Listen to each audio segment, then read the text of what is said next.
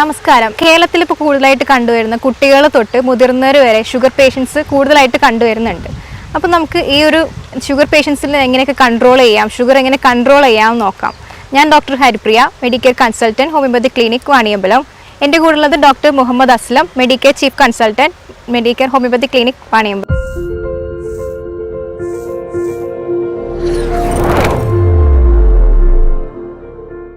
ഡോക്ടറെ, നമുക്ക് sugar control ചെയ്യാൻ എന്തൊക്കെയാണ് ഇപ്പോൾ ചെയ്യേണ്ടത്? ഷുഗർ കൺട്രോൾ ചെയ്യാന്ന് പറഞ്ഞപ്പോൾ ഡോക്ടർ ഇൻട്രൊഡക്ഷനിൽ പറഞ്ഞ പോലെ തന്നെ ഇന്ന് ചെറിയ കുട്ടികൾ മുതൽ വലിയ ആളുകൾ വരെ ഇന്ന് ടൈപ്പ് 2 ഡയബറ്റീസ് കണ്ടുവരുന്നു. ടൈപ്പ് 1 പിന്നെ ഒക്കെ ജന്മന ഉണ്ടാവുന്നതാണ് നമുക്ക് പറയാം. പക്ഷേ ടൈപ്പ് 2 ഡയബറ്റീസ് ഇന്ന് ഭയങ്കരമായിട്ട് കോമൺ ആയിട്ട് കൂടി വരുന്നുണ്ട്. നമ്മുടെ അമിതമായിട്ടുള്ള ഷുഗറിൻ്റെ ഉപയോഗം തന്നെയാണ്. ഷുഗർ എന്ന് പറയുമ്പോൾ തന്നെ അത് കട്ട് ചെയ്യുക എന്നുള്ളതാണ് അതിൽ ഏറ്റവും ഇമ്പോർട്ടൻ്റ് ആയിട്ടുള്ളത്. ഷുഗർ കുറക്കാതെ ഒരിക്കലും ഷുഗർ മാനേജ് ചെയ്യാൻ പറ്റില്ല. ഇന്ന് പല ആളുകളും ഷുഗർ ഭക്ഷണത്തിലൊക്കെ ചിലപ്പോൾ കൺട്രോൾ വരുത്തും, പക്ഷേ ഷുഗർ ഇട്ട ചായ ഒഴിവാക്കാൻ അവർക്ക് മടിയാണ്. കല്യാണത്തിന് പോയാൽ ഷുഗർ ഇട്ട പായസം അവർ കുടിക്കും, അല്ലെങ്കിൽ ഷുഗർ സ്വീറ്റ് എന്തെങ്കിലും സ്വീറ്റ്സ് ഉള്ളത് അവർ കഴിക്കും. പലപ്പോഴും ഇത്തരം സ്വീറ്റ്സ് ആയിട്ടുള്ള കാര്യങ്ങൾ ഒഴിവാക്കാതെയാണ് ഷുഗറിനെ അവർ മാനേജ് ചെയ്യുന്നത്. പക്ഷേ നമ്മുടെ ആളുകളുടെ ഒരു പൊതുശീലം എന്താണെന്ന് വെച്ചാൽ ഒരു ഗുളിക ഏറെ കഴിച്ചാലും വേണ്ടിയില്ല, മറ്റേ മരുന്ന് കൂടുതൽ കഴിച്ചാലും വേണ്ടിയില്ല, ഈ മധുരം ഇട്ട സംഗതികൾ കട്ട് ചെയ്യാൻ പലപ്പോഴും ഇന്ന് ആളുകൾക്ക് പ്രയാസമാണ്. അപ്പോൾ അതുകൊണ്ട് തന്നെ ഇന്ന് ഷുഗറിൻ്റെ ഒരു പ്രശ്നങ്ങൾ വളരെയധികം കൂടി വരുന്നതിൻ്റെ റീസൺ നമ്മുടെ മലയാളികളുടെ ഒരു ശീലമാണ്, അല്ലെ, ഒരു മധുരമാണ്. നമ്മൾ സന്തോഷമൊക്കെ പങ്കുവെക്കുന്നത് പലപ്പോഴും നമ്മൾ മധുരം കൊടുത്തിട്ടാണ്. അപ്പോൾ അത് ആവശ്യത്തിന് കഴിക്കുക, പക്ഷെ അത് അമിതമാവുമ്പോൾ അല്ലെ എല്ലാ ഭക്ഷണത്തിനും പിന്നെ പലപ്പോഴും കാർബോഹൈഡ്രേറ്റുകളുടെ അമിത ഉപയോഗം. നമുക്ക് അരിയില്ലാതെ ചോറ് കഴിച്ചില്ലെങ്കിൽ ആ നേരം മറ്റൊരു ഭക്ഷണം കഴിച്ചു കഴിഞ്ഞാൽ നമുക്ക് ഉറക്കം വരില്ല. അയ്യോ ഇന്ന് ചോറ് കഴിച്ചില്ലല്ലോ എന്നുള്ളതാണ് നമ്മുടെ എല്ലാവരുടെ ഒരു ഫീലിങ്സ്. പക്ഷേ ചോറിന് പകരം നമ്മൾ കാർബോഹൈഡ്രേറ്റ് കുറച്ചുകൊണ്ട് പ്രോട്ടീനും ധാന്യങ്ങളും കൂടുതൽ ഉൾപ്പെടുത്തിയിട്ട് കഴിക്കുക എന്നുള്ളതാണ് ഏറ്റവും പ്രധാനം. അപ്പം പിന്നെ അതുപോലെ തന്നെ ചോറില്ലെങ്കിൽ നമുക്ക് രാത്രിയൊക്കെ പല ആളുകളും പറയുന്നിട്ടുണ്ട് രാത്രി ഭക്ഷണം ഒഴിവാക്കാൻ കഴിയുന്നില്ല, അല്ലെങ്കിൽ ചോറ് ഒഴിവാക്കുമ്പോഴേക്ക് എന്തോ ഭയങ്കര അസ്വസ്ഥതയാണെന്നുള്ളത്. അപ്പോൾ ഇത് മാനസികമായിട്ട് കൂടി ചോറ് എന്നുള്ളത് നമ്മുടെ മലയാളികളുടെ അല്ലെങ്കിൽ ഇന്ത്യക്കാരുടെ ഒരു വിഭവമാണ്. അപ്പോൾ അത് ഒഴിവാക്കിക്കൊണ്ട് തന്നെ വേണം നമുക്ക് ഷുഗറിന് തുടക്കം കുറിക്കണം. ഷുഗർ ഉള്ള ആളുകൾ, ഷുഗർ രോഗികൾ കൃത്യമായിട്ട് അതിനെ പ്രതിരോധിച്ചുകൊണ്ട് അല്ലെങ്കിൽ അതിൻ്റെ കൺസംഷൻ കുറച്ചുകൊണ്ട് വേണം നമ്മൾ ഷുഗർ എന്നുള്ള ഒരു അവസ്ഥയുണ്ടെങ്കിൽ അല്ലെങ്കിൽ അതിലേക്ക് പോവാതിരിക്കാൻ നമ്മൾ ശ്രദ്ധിക്കേണ്ടത് എന്നുള്ളതാണ് നമ്മുടെ രോഗികളോട് നമുക്ക് ആദ്യം തന്നെ പറയാനുള്ളത്. നമ്മൾ ഏത് തരം അരിയാണ് കഴിക്കാൻ പറ്റുന്നത്? ചോറ്, എല്ലാവിധ ചോറും കഴിക്കാൻ പറ്റുമോ? അതെ, അതിൽ ഏറ്റവും ഇമ്പോർട്ടൻ്റ് ആയിട്ടുള്ളത് എന്ന് പറഞ്ഞാൽ നമ്മൾ ബ്രൗൺ റൈസ് ഉപയോഗിക്കുക എന്നുള്ളതാണ്. നമ്മളെ മലയാളികൾക്കൊക്കെ ഇപ്പോൾ പ്രത്യേകിച്ച് ചെറിയ കുട്ടികൾക്ക് പോലും ഈ നമ്മുടെ കുറുവ അരികൾ അല്ലെങ്കിൽ മട്ട അരികളൊക്കെ ഉപയോഗിക്കുമ്പോൾ അവർക്ക് കഴിക്കാൻ കഴിയില്ല, ഇഷ്ടമല്ല. പക്ഷെ നമ്മൾ ശ്രദ്ധിക്കേണ്ടത് ഈ വോൾ ഗ്രെയിൻ കഴിക്കാന്നല്ല, ഈ തവിട് പോളിഷ് ചെയ്ത് കഴിച്ചു കഴിഞ്ഞാൽ വൈറ്റ് റൈസ് കഴിക്കുന്നത് മൂലം അത് ഗ്ലൈസിമിക് ഇൻഡെക്സ് കൂടുതലാണ്, അത് ഷുഗർ കൂട്ടും. അപ്പോൾ അതുകൊണ്ട് ഗ്ലൈസിമിക് ഇൻഡെക്സ് എത്രത്തോളം കുറച്ചിട്ട് നമ്മുടെ ഭക്ഷണത്തിൽ ഉൾപ്പെടുത്തി കഴിക്കാൻ പറ്റുമോ അത്രത്തോളം നമുക്ക് ഷുഗറിനെ മാനേജ് ചെയ്യുക എന്നുള്ളതാണ്. അപ്പോൾ അതുകൊണ്ട് ചുവന്ന അരി നമ്മൾ പ്രോത്സാഹിപ്പിക്കുക എന്നുള്ളത്. പിന്നെ നമുക്ക് മില്ലറ്റ്സ് നമുക്ക് പേഷ്യൻസിന് അഡ്വൈസ് ചെയ്യാവുന്നതാണ്. മില്ലറ്റ്സിൽ ഇപ്പോൾ നമുക്ക് ഓട്സ് പോലെയുള്ളത് അല്ലെങ്കിൽ നമ്മുടെ തീന പോലെയുള്ളത്, ചോളം, അങ്ങനെ പല മില്ലറ്റ്സിൽ അവൈലബിൾ ആണ്. അപ്പോൾ അതിലൊരു പരിധിവരെ നമ്മുടെ ഡയബറ്റീസ് കുറക്കാൻ നമ്മളെ സഹായിക്കും. പ്രത്യേകിച്ച് അതിൽ ഗ്ലൈസിമിക് ഇൻഡെക്സ് കുറവാണ്. പിന്നെ നമ്മൾ ചോറ് കഴിക്കുന്ന അത്ര നമ്മൾ കൺസപ്ഷൻ ഉണ്ടാവില്ല, കുറച്ച് അളവ് കുറച്ചിട്ട് തന്നെ നമ്മൾ കഴിക്കുള്ളൂ. അപ്പോൾ അതുകൊണ്ട് അത്തരം മില്ലറ്റ്സുകൾ ആഡ് ചെയ്യാൻ പറയാം. അതുപോലെ ബ്രൗൺ റൈസ് ആഡ് ചെയ്യാൻ പറയാം. പിന്നെ വോൾ ഗ്രെയിൻസ്, നമ്മൾ പോളിഷ് അല്ലാത്ത ധാന്യങ്ങൾ ഉപയോഗിക്കാൻ പറയാം എന്നുള്ളതാണ് ഇതിൽ അവരോട് നമ്മൾ അഡ്വൈസ് ചെയ്യാനുള്ളത്. പിന്നെ ഏതെങ്കിലും തരം എക്സസൈസ് നമുക്ക് ഇത് ഷുഗർ കൺട്രോൾ ചെയ്യാൻ പറ്റുന്ന എക്സസൈസും കാര്യങ്ങൾ എന്തെങ്കിലും? യെസ്, നിർബന്ധമായിട്ടും നമുക്ക് വ്യായാമം ഇതിന് വളരെ പ്രധാനമാണ്. പ്രത്യേകിച്ച് നമ്മളൊരു 30 മിനിറ്റ്സ് എക്സസൈസ് എന്ന് പറയാം.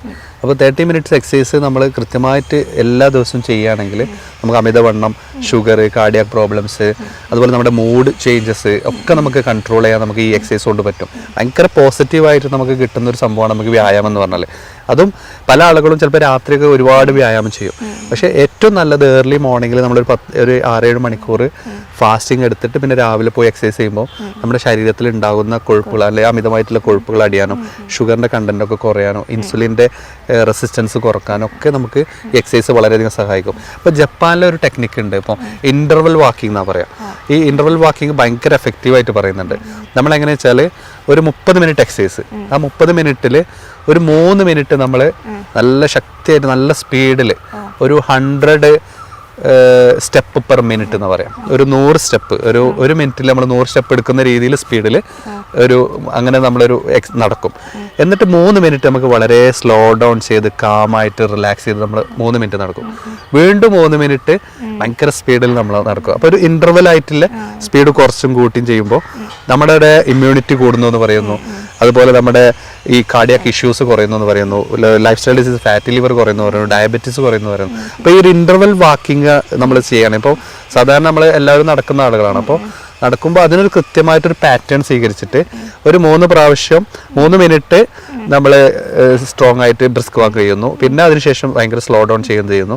അങ്ങനെ ഒരു 10 സെറ്റ്, ഇതെല്ലാം ഒരു 10 സെറ്റായിട്ട് ഡെയിലി ചെയ്യുകയാണെങ്കിൽ നമ്മൾ ഈ പറഞ്ഞ ഒരു ഭയങ്കര ഹെൽത്ത് ബെനിഫിറ്റ് കിട്ടും എന്നാണ് പറയുന്നത്. അപ്പോൾ അതുകൊണ്ട് അത് നമ്മുടെ പേഷ്യൻസിനൊക്കെ നമുക്ക് അഡ്വൈസ് ചെയ്യാവുന്ന ഒരു കാര്യം കൂടിയാണ്. പിന്നെ നമ്മൾ ഈ നാരടങ്ങിയുള്ള ഭക്ഷണങ്ങളൊക്കെ അത് കഴിക്കുമ്പോൾ എന്തെങ്കിലും ബെനിഫിറ്റ് ഉണ്ടോ? തീർച്ചയായും. നമുക്ക് നാരടങ്ങിയ ഫൈബേഴ്സ്, നമ്മുടെ ശരിക്കും ഫൈബേഴ്സിൻ്റെ ഒരു ഗുണം എന്ന് പറഞ്ഞാൽ തന്നെ നമ്മുടെ ഗട്ടിലുള്ള മൂവ്മെൻറ്റ് കൂട്ടുക എന്നുള്ളത്. നമ്മളൊരു ചൂലിൻ്റെ എഫക്റ്റാണ് ശരിക്കും ഫൈബർ വഹിക്കുന്നത്. ഇപ്പോൾ പച്ചക്കറികൾ, ഇലക്കറികളൊക്കെ കഴിക്കുമ്പോൾ അതിലടങ്ങിയ ഫൈബേഴ്സ് നമ്മുടെ ഗട്ടിൽ ഉണ്ടാകുന്ന എന്തെങ്കിലും അവിടെ ലോഡ് ചെയ്ത് കിടക്കുന്നതായിട്ടുള്ള ഭക്ഷണം ദഹിക്കാതെ കിടക്കുന്നതൊക്കെ ഉണ്ടെങ്കിൽ തള്ളി പുറത്തേക്ക് കൊണ്ടുപോകാനും പുറത്തേക്ക് മലത്തിലൂടെ പുറത്ത് കളയാനൊക്കെ ഭയങ്കരമായിട്ടൊരു ചൂലിൻ്റെ എഫക്റ്റ് വഹിക്കുന്ന ഒരു കാര്യമാണ് ഫൈബർ എന്നുള്ളത്.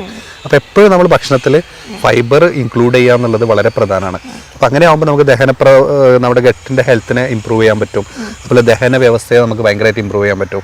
ആ ദഹനം കിട്ടിയാൽ തന്നെ ഒരു പരിധിവരെ നമുക്ക് മലബന്ധം ഇല്ലാതെയൊക്കെ പോവുകയാണെങ്കിൽ തന്നെ ഡയബറ്റീസിനെ കൺട്രോൾ ചെയ്യാൻ പറ്റും. പല പേഷ്യൻസും പറയാറുണ്ട് മലബന്ധം കുറഞ്ഞപ്പോൾ തന്നെ ഷുഗറിൻ്റെ അളവ് കുറവെന്ന് രോഗികൾ പറയാറുണ്ട്. അപ്പോൾ അതുകൊണ്ട് നമ്മൾ വയറിൻ്റെ ഹെൽത്ത് ഷുഗറായിട്ട് ഭയങ്കരമായിട്ട് റിലേറ്റഡ് ആണ്. അപ്പോൾ അതുകൊണ്ട് നമ്മുടെ ഫുഡ്, നമ്മുടെ ഫൈബേഴ്സ് ഒക്കെ വളരെയധികം എഫക്റ്റീവായിട്ട് നമുക്ക് ഇതിൽ ആഡ് ഓൺ ചെയ്ത് കഴിക്കുന്നത് എന്നുള്ളത് ഷുഗർ പേഷ്യൻ്റ് നിർബന്ധമായിട്ട് ശ്രദ്ധിക്കേണ്ട ഒന്നാണ്. അതോടൊപ്പം തന്നെ നമുക്ക് പലപ്പോഴും രോഗികൾ ചോദിക്കുന്ന ഒന്നാണ് ഫ്രൂട്ട്സ് കഴിക്കാമോ എന്നുള്ളത്. ഫ്രൂട്ട്സ് മധുരല്ലേ? അപ്പോൾ നമ്മൾ ഒരു സമയം ഒരു ഫ്രൂട്ട്സ് 4-ൽ 1 ഡിവൈഡ് ചെയ്ത് കഴിക്കുക എന്നുള്ളതാണ് ഇതിൽ ഏറ്റവും പ്രധാനം. ഷുഗർ രോഗികൾ ഒന്നിച്ചെടുത്ത് കഴിക്കുമ്പോൾ പെട്ടെന്ന് ഷുഗർ സ്പൈക്ക് ഉണ്ടാവും, ഷുഗറിൻ്റെ ബുദ്ധിമുട്ടുണ്ടാവും. അപ്പോൾ നമ്മൾ ഒരു ആപ്പിൾ 4 കഷ്ണാക്കിയിട്ട് 4 സമയമാക്കിയിട്ട് കഴിക്കുകയാണെങ്കിൽ അവർക്ക് കഴിക്കാം. അപ്പം ഫ്രൂട്ട്സ് പാടെ അവോയ്ഡ് ചെയ്യേണ്ട കാര്യമില്ല. അങ്ങനത്തെ ഫ്രൂട്ട്സുകൾ നമ്മൾ ഒഴിവാക്കുന്നതാണ് നല്ലത്. നല്ല ഗ്ലൈസെമിക് ഇൻഡെക്സ് ഉള്ള അല്ലെങ്കിൽ ഹൈ ഫ്രക്ടോസ് ഉള്ള മാങ്ങ, പപ്പായ പോലെയുള്ള ഭക്ഷണങ്ങളൊക്കെ പെട്ടെന്ന് ചിലപ്പോൾ ഷുഗർ കൂടും. അങ്ങനത്തെ ഫ്രൂട്ട്സുകൾ ഒഴിവാക്കാം. ആപ്പിൾ കഴിക്കാം, തണ്ണിമത്തം കഴിക്കാം, അതുപോലെ പോംഗ്രനേറ്റ് കഴിക്കാം. ഇതൊക്കെ നമുക്ക് അവരുടെ ഹെൽത്തി ആയിട്ട് തന്നെ അവർക്ക് ഡയറ്റിൽ ഇൻക്ലൂഡ് ചെയ്യാൻ പറ്റുന്നതാണ്. അപ്പോൾ ഇത്തരം കാര്യങ്ങൾ പാടെ ഒഴിവാക്കുമ്പോൾ ഇതിൽ നിന്ന് കിട്ടേണ്ട വൈറ്റമിൻസ്, മിനറൽസ് ഒക്കെ നമുക്ക് നഷ്ടമാവും. അതുകൊണ്ട് അത് കിട്ടാൻ വേണ്ടിയിട്ട് നിർബന്ധമായിട്ട് ഇത്തരം ഫ്രൂട്ട്സുകൾ നമ്മൾ നിർബന്ധമായിട്ട് കഴിക്കൽ ഏറ്റവും പ്രധാനമാണ്. ഭക്ഷണം കഴിക്കുന്നതിൽ ക്രമം, സമയം അങ്ങനെ എന്തെങ്കിലും ഉണ്ടോ? ഇപ്പോൾ ഷുഗർ രോഗികൾ ശ്രദ്ധിക്കേണ്ടത്, ഇപ്പോൾ പ്രത്യേകിച്ച് നമ്മൾ ഞാൻ നേരത്തെ പറഞ്ഞ പോലെ തന്നെ ഒന്നിച്ച് നമ്മൾ കഴിക്കാതെ ഡിവൈഡ് ചെയ്തിട്ട് ക്വാർട്ടറാക്കിയിട്ട് കുറച്ചാക്കിയിട്ട് നമ്മൾ കഴിക്കാൻ ശ്രദ്ധിക്കുക എന്നുള്ളതാണ്. ഒന്നിച്ച് കഴിക്കുമ്പോൾ ഷുഗർ സ്പൈക്ക് വരും. അപ്പം രാവിലെ ഒരു 8 മണിക്ക് കഴിച്ചാൽ 10 മണിക്ക് 12, അങ്ങനെ ഒരു 2 മണിക്കൂർ ഗ്യാപ്പിൽ വളരെ കുറച്ചായിട്ട് കഴിക്കുക. അതിനനുസരിച്ച് അവർ വർക്ക് ചെയ്യുമ്പോൾ അത് ഷുഗർ കുറയുന്നത് കാണാറുണ്ട്. അപ്പോൾ അവരുടെ ലൈഫ് സ്റ്റൈൽ, അവരുടെ ജോലി എന്താണോ അതിനനുസരിച്ചിട്ട് ഒരു ക്രമം വെച്ചിട്ട് ഡിവൈഡ് ചെയ്ത് കഴിക്കുക എന്നുള്ളതാണ് അവരുടെ സമയക്രമത്തിൽ നമ്മൾ ശ്രദ്ധിക്കേണ്ടത്. പിന്നെ നമ്മൾ എന്തെങ്കിലും എക്സ്ട്രാ പ്രോട്ടീൻ അടങ്ങിയ എന്തെങ്കിലും ഭക്ഷണങ്ങൾ, പ്രോട്ടീൻസ് നമുക്ക് നിർബന്ധമായിട്ട് കഴിക്കണം. എന്താ വെച്ചാൽ നമ്മുടെ മസിൽസിന് അതുപോലെ നമ്മുടെ ആക്ടിവിറ്റിക്കൊക്കെ വളരെ ഇമ്പോർട്ടൻ്റ് ആണ് പ്രോട്ടീൻ എന്നുള്ളത്. പിന്നെ ഈ പ്രത്യേകിച്ച് ഷുഗർ രോഗികൾ കാർബോഹൈഡ്രേറ്റ് കുറക്കുന്നതോടുകൂടി പെട്ടെന്ന് മെലിയും. അവർ മെലിയുന്നത് ആ മെലിച്ചിൽ കുറക്കണം, കൺട്രോൾ ചെയ്യണമെന്നുണ്ടെങ്കിൽ നമ്മൾ ഹെൽത്തി ആയിട്ടുള്ള പ്രോട്ടീൻസ്, ഇപ്പോൾ പ്ലാന്റ് പ്രോട്ടീൻസ് കഴിക്കാം, ധാന്യങ്ങൾ കഴിക്കാം, അതുപോലെ മിൽക്ക് അവർക്ക് കഴിക്കുന്നതുകൊണ്ട് ബുദ്ധിമുട്ടില്ല, മിൽക്ക് കഴിക്കാം. അതുപോലെ നമുക്ക് ചിക്കന്, ബീഫ് പോലെയുള്ള ഭക്ഷണങ്ങളൊക്കെ അവർക്ക് ഹെൽത്തി ആയിട്ട് അവർക്ക് അനുവദനീയമായിട്ടുള്ള രീതിയിൽ കഴിക്കാം. ഓവറായിട്ട് സ്പൈസി ആയിട്ട് അല്ലെങ്കിൽ ഫ്രൈഡ് ആയിട്ട് കഴിക്കുന്ന കാര്യങ്ങൾ ഒഴിവാക്കുക എന്നുള്ളതേ ഉള്ളൂ. ബാക്കി പ്രോട്ടീൻസ് അവർക്ക് ഭക്ഷണത്തിൽ ഉൾപ്പെടുത്താവുന്നതാണ്. പിന്നെ ഈ വയറ് കൂടുന്നതും ഷുഗറും തമ്മിൽ എന്തെങ്കിലും ബന്ധമുണ്ടോ? അതെ, അത് വളരെ ഇമ്പോർട്ടൻ്റ് ആയിട്ടുള്ള ചോദ്യമാണ്.